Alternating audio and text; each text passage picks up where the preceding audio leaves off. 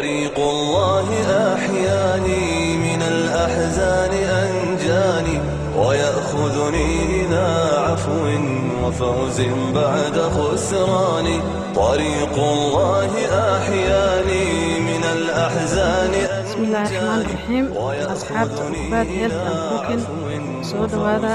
dhawaada maanta waxaan idin wadaa fruit wadankeena aad iyo aad looga helo oo Soomaalidu ay wada taqaano laakiin aan lagu baraarugsanayn fruitkaas magaciisa waxa la yiraahdaa xagga Carabiga markii la rabo in la fiiriyo tiin baa la dhahaa waa kana walaalayaal tiin baa la dhahaa tiin waa kaasatiin aayadan oo quraanka ah baa sheegaysa watiina wasaytuun af Soomaaligana waxa lagu yiraahdaa berde miraha bardaha weeye Englishkana waxa lagu yiraahdaa fig baa lagu yiraahdaa ama fig tree geedka markuu yahay waa fig tree mirihiina waa fig bay noqonaysaa xataa fig leaves baa iyaduna jirto aan ka hadli doono iyaduna aad iyo aad nafaqooyin fara badan u leh marka geedka kan baan idin sharaxayaa maanta walaalayaal oo aad iyo aad u leh macluumaad fara badan u leh oo nafaqooyin fara badan leh geedka kan marka ugu horeysa miraha kan bardaha marka ugu horeysa waxay leeyihiin nafaqooyin aad iyo aad u tiro badan buu leeyahay oo isugu jira labadaba dhadhanna waa leeyahay nafaqana waa leeyahay marka la isku daro waxay tilmaamaan culimada ama dadka aadka u cilmi baaris ku sameeyay hal xabo oo kan ah oo miraha bardaha ah ama fig tree-ga ah ama fig seeds ah in uu ku jiro 47 kalooriya 47 kaloori marka low kalooriya weeye qofka waxa ku filan inuu laba xabo oo saana ama saddex xabo saana ama quraacda ku jarjarto ama qadada ku jarjarto uusan xataa aad isaga badin baa fiican marka walaalayaal kan baan ka hadlaynaa miraha kan hadda waa daray weeye waa la qalajiyay waa miro bardo oo la qalajiyay iyagii oo maxaan ku radaa sidoodii oo geedka ku yaala ama geedkiina walaal waa idin soo gelinaya si aad maaragtay isugu aragtaan bardaheena Soomaaliya ku yaala weeye mana ahan wax kale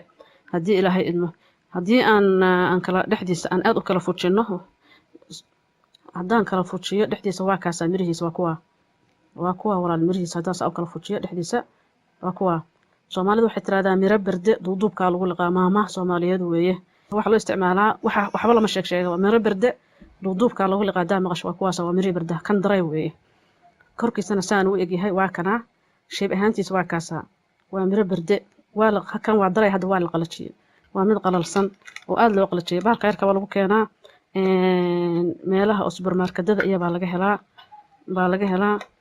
marka waa kaasa laakiin wadankeena isagoo fresh ah baan laga helayaa la geedaheena noogu yaalaa marka walaal wax yaraan ka hadlayaa wuxuu leeyahay fiitamiino fara badan bay mirahan leeyahay ama ha qalalnaadeen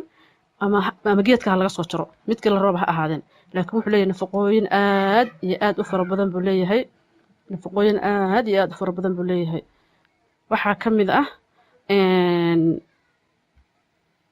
snack hadda waxa la gelin karaa meelaha booska maaragtay oo wax snack ah oo ama saliid lagu shiilay ama qalqalalan ama dry snack ah oo supermarketada laga soo gato kan booskiisa loo gelin karaa caruurta ama dadka waaweyn markii ay snack u baahan yihiin waa laga dhigan karaa booskaas wuu bedeli karaa totally low cholesterol weeye oo dadka cholesterolka qaba dhan hoos u dhigaya cholesterolkooda sokortana iyadana wuu balance gareeyaa insulinta buu aad u balance gareeyaa sokorta dadka qaba rich calcium weeye oo waxa aad uga buuxa calciumta lafaha metabolism ku sameeysa ama hagaajisa wuxuu kala daweeyaa osteoporosis waxa la yiraahdaa lafaha xanuun ku dhac baa la dhahaa buu aad u daweeyaa wuxuuna aad iyo aad ugu yahay maxaan ku raadayay oo aad iyo aad rich u ama ugu buuxsan yahay sources of the various vitamins wax fara badan oo vitamins baa ku jira vitamins and minerals baa ku jirta oo aad iyo aad uga buuxa oo bini'aadamka jirkiisa oo aad ugu baahan yahay baa ka buuxa walaalayaal waxaana kamid ah vitamin A oo ogtiin indhaha aad ugu fiican baa ku jira waxaa ku jira vitamin C oo ogtihiin afka iyo oral maxaan ku radaa iyo ciridka iyo waxyaalahaas oo dhan aad iyo aad ugu fiican baa ku jira iyo maqaarka intaba waxaa ku jira vitamin K oo isaguna kalootinka iyo dadka dhiigooda uu socdo ama dadka dhiigooda furfuran yahay ama dadka haday wax jaraan dhiigooda uu iska daato inay cunaan baa dhaqaatiirtu kula talinaysaa dadka noocaas oo dhiigooda furan yahay waxaa ku jira B all B baa ku jira vitamin B oo dhan baa ku jirta vitamin B oo dhan waa ogtiin waxa laga helaa waxyaalaha fiberka ama cunnada qolofta leh ama waxyaalaha qolofta oo dhan baa laga helaa oo maqaarka u fiican oo jirka oo dhan aad u fiican baa laga helaa waxa laga helaa potassium oo iyadana laftarkeeda lafaha u sii fiican baa laga helaa waxa laga helaa maadada copperka la yiraahdo oo iyaduna aad iyo aad iyadana u fiican oo wanaagsan oo iyada laftarkeeda wax badan jirka u tartay caloosha iyo lafaha ay u tartaa manganese baa iyadana ku jirta oo maalin aan sheegayay oo connective tissue iyo maxaan ku radaa DNA formation iyo wax dhan mas'uul ka ah iyo unugyada jirka oo sameysmayo dhan mas'uul ka ah waxa ku jira iron oo maarta iyaduna aad mas'uul uga ah maxaan ku radaa HB ga dadka HB gooda yar yahay ama dhiigooda uu hooseeyo ay maarta isticmaali karaan waxa ku jirta magnesium oo iyaduna murqaha iyo ishaysashadooda iyo seedaha murquhu kaga dhagan yihiin iyo neerfayaasha intaba maarta balance gareysa isla magnesiumta laftarkeedu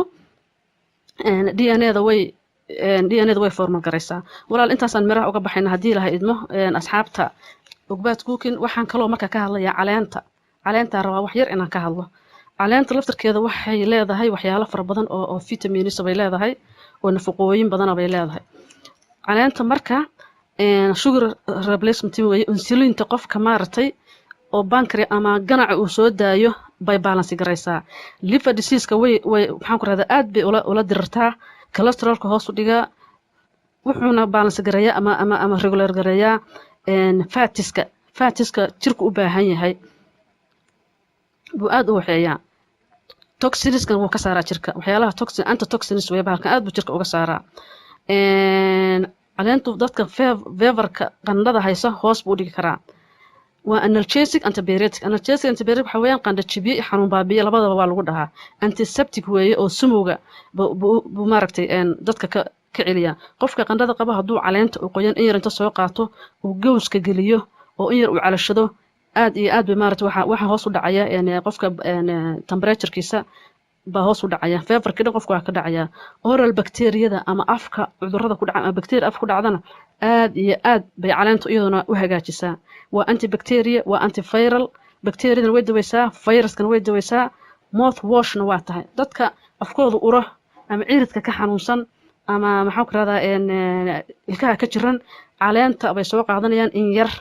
oo adu caleenta in yar bay soo qaadanayaan biyo yar bay ku karkarinayaan way ku loloqonayaan mouth wash way afka dhan buu hagaajinaya oral wash sidaa sameeya qofka ciridkiisa dhiigga iyo waxaas iyo afka uray waa ka baaba'aya hypertensionka ama dhiig karka dadka qaban hoos buu u dhigayaa sidee marka caleenta loo isticmaalayaa caleenta waxa loo iskan waan garanay oo fruitkan ku dhex darsanaynaa ama in yar oo maarta snaaga baan ku darsanaynaa miraha waan soo sheegnay